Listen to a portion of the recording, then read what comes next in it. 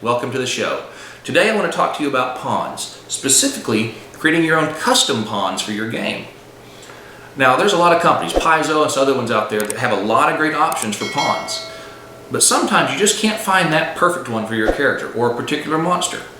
Or sometimes the set is out of print, out of stock. That's what led me into this. I was originally looking for the Monster Codex box and just couldn't find it. And when I finally could locate it on eBay or whatever, prices have been jacked way up to just insane numbers, and I wasn't willing to pay that. So I thought I need to come up with a solution on how I can create my own pawns economically but still be good quality. And I've come up with a pretty good solution. Now, before we get started, you have to gather some materials. You're going to need some 110-pound cardstock. You're going to need some spray adhesive. You're going to need a big box you can use as your spray booth, a paper trimmer, and a glue stick.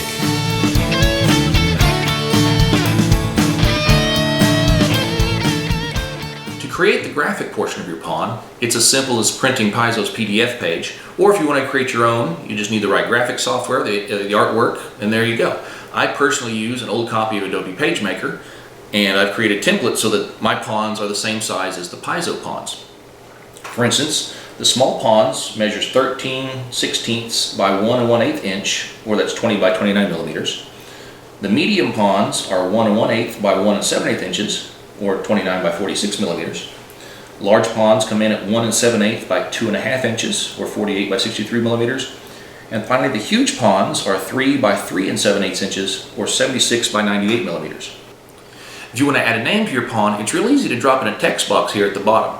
I've gone as far as to even add these little color-coded annotations like Paizo does, so I can keep track of which pawn goes with which set. I might be just a little bit OCD. Now, as far as graphics go, the internet is your friend. You can pretty much find anything you want. You can find, just the face. You can find the full body. It doesn't matter which one you use for your own personal pawn. Now, it's kind of frowned upon if you try to sell someone else's art as your own, so let's not do that. Ultimately, when you finish printing, you're going to have a page or multiple pages of pawns printed on 110-pound cardstock. Now make sure you have 2 images per pawn, because you're going to have a front and a back for each pawn. Now this can be on 2 identical pages full of pawns, or it can be 1 page with 2 pawns each. For example, I'm working on creating pawns for the classic Dungeons & Dragons adventure U1, The Sinister Secret of Saltmarsh. Now it has enough pawns, I had to print 2 identical pages so that it have enough for all the pawns. In contrast, I'm working also on Mad God's Key from Dungeon Adventure, which only has a few pawns, so I can get them all on 1 page. Now you also want to make sure you have a margin around your page. If you have roughly a 1/2 inch to 3/4 inch, that will be plenty for later when you do the gluing and cutting.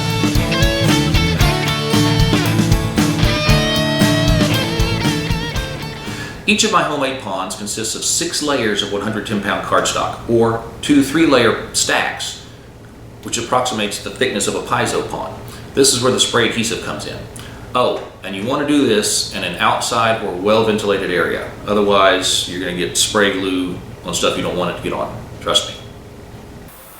Okay, now that you're in an outside or well-ventilated area, it's time to start creating the stacks. Real easy. First thing you do, take your piece of scratch cardstock, you're going to set it in your box. Take your spray adhesive, spray a light coat. You take your second piece of blank cardstock, you're going to set it on top of the first one, and tap it down. Now, don't worry if it's not perfectly aligned. Like I said earlier, your margins will take care of any slop that happens. Now that you have a 2-layer stack, spray adhesive, just a little bit.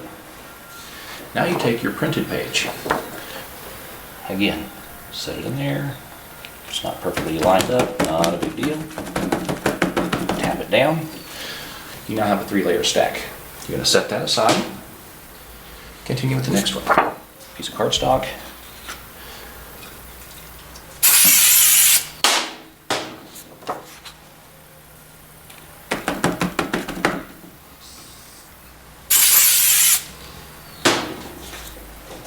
Printed page.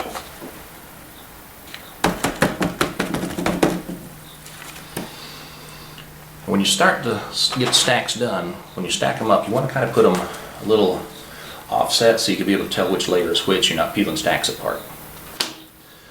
Also, you'll notice in the box after you've sprayed a few, you can kind of see an outline where the pavement is. Just try to use that so you're not sticking to the bottom of the box real bad.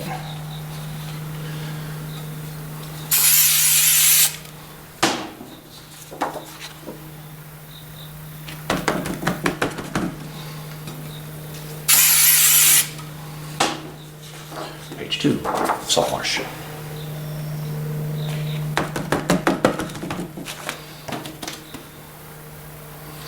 And I've got several more to do, so let me knock these out real quick. Now that you have all of the 3-layer stacks adhered and stacked up, put some weight on them for at least an hour to help the spray adhesive cure.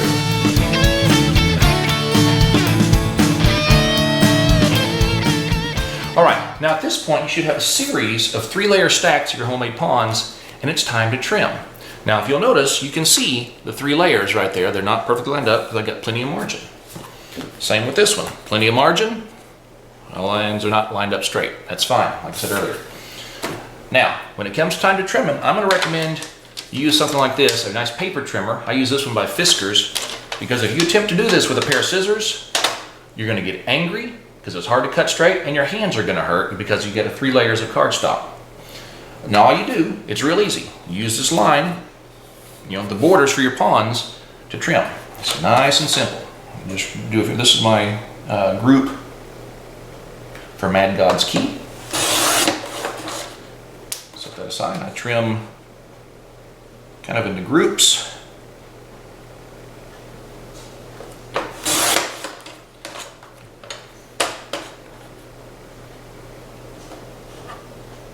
Again, scissors would be very difficult.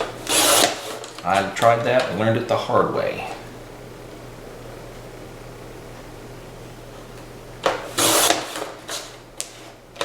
Take my scrap, set it off to the side.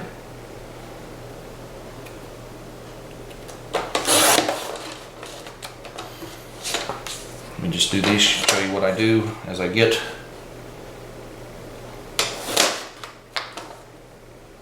individual halves. And like I said, each 3-layer stack is just 1/2 of the pond.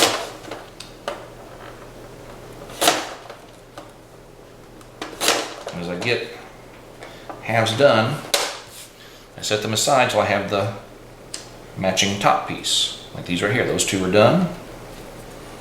Those 2. Do a few more here for Mad God's Key. There's not as many of them.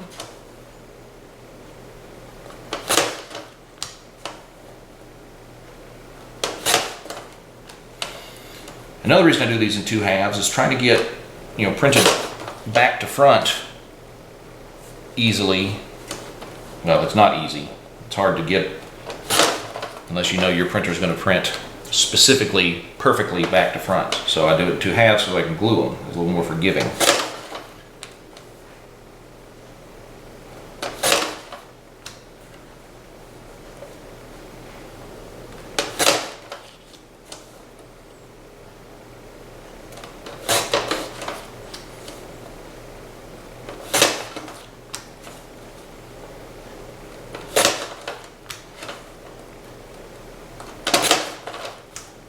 Get the rest of these from Mad God's Key, and I'll show you the nice double stacks.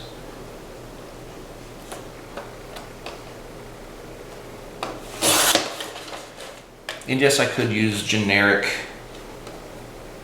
ponds for some of these, generic people. However, the different adventures, modules, whatever, they've got some nice art in them, and it's almost a shame not to be able to use that. So that's one of the reasons I do this. And again, I like the creative aspect.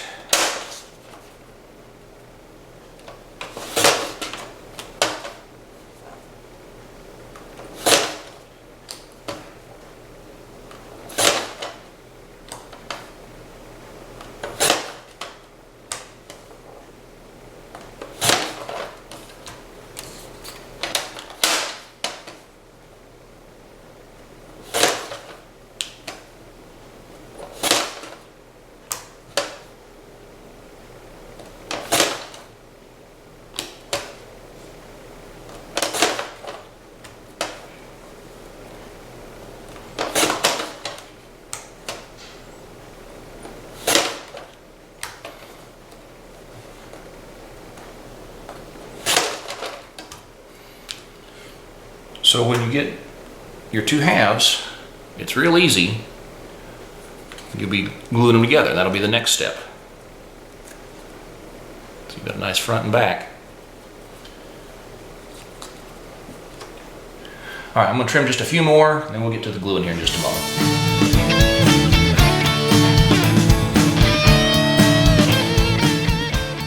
All right, now at this point, you should have 2 3-layer stacks for each pawn.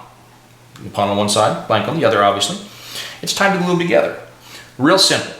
All you're going to do is you're going to take your glue stick, smear the glue on the back, and you don't have to worry about full coverage, just trying to get the corners and the sides. Put the two halves together, make sure that they're facing the same way, or else you're going to end up with an upside down guy in one spot. They're facing the same way. Now if you have to make any adjustments, this is the time to do it. You can kind of slide it before the glue really sets. Get it straight with pressure and set it aside. Now I set a piece of paper down on my workspace so I don't get glue on my table. I also set a piece of paper where I'm stacking the pawns, again, not to get glue on my table. And I like to use this purple glue stick because it dries clear, but also I can see where I've actually put the glue on the back of the pawn.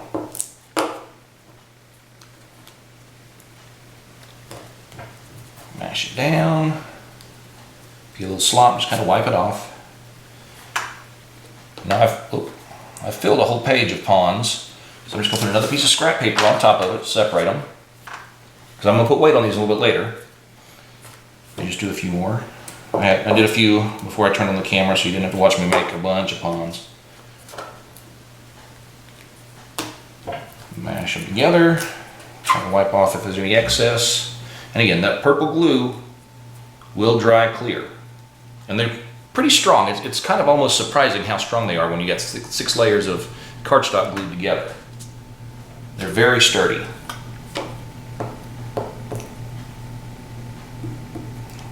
Yeah, just make sure you get the corners and the sides.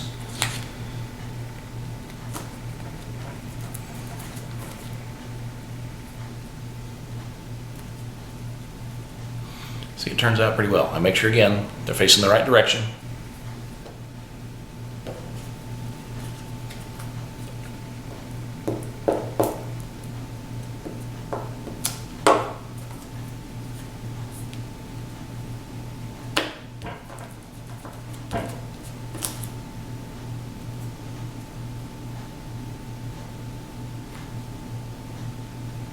Make sure I got it nice and straight. All right. I got a few more of these to knock out that I want to get done. So let me get those done here, and I'll be back in a moment just to show you the last couple of steps and end up this video. All right, once you have several pawns glued together, it's time to let them cure. Now, as I showed you, I've got them stuck between pieces of paper so they don't stick together. I add another sheet of paper on the top, just again to keep them sticking. Then I put the weight on them. You want to let the weight sit again for at least an hour to help the glue cure.